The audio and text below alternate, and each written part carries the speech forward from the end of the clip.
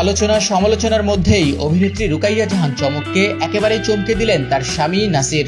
ভালোবাসার মানুষকে সারপ্রাইজ দেওয়া নতুন কিছু নয়, তবে চমকের জন্মদিনটি ব্যতিক্রমভাবে উদযাপন করে আবারও খবরের শিরোনামে এসেছেন এই দম্পতি।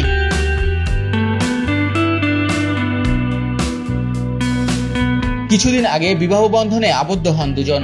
9 টাকা কাবিন ও 900 টাকার শাড়িতে বিয়ে করে আলোচিত হন তারা।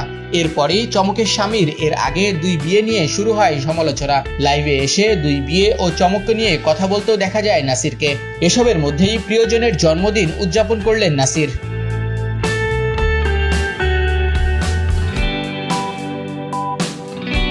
রাজধানীর গুলশানে পুলিশ প্লাজার সামনের সড়কে একটি বিলবোর্ডে স্ত্রীকে জন্মদিনের শুভেচ্ছা জানিয়েছেন নাসির।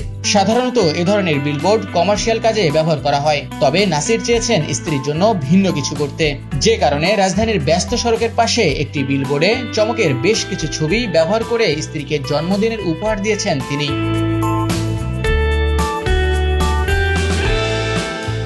স্বামীর কাছ থেকে এমন সারপ্রাইজ পেয়ে উচ্ছ্বসিত চমক। সামাজিক যোগাযোগ মাধ্যমে প্রকাশিত কয়েকটি ছবিতে বিলবোর্ডে চমকের ছবি এবং জন্মদিনের কেক দেখা গেছে।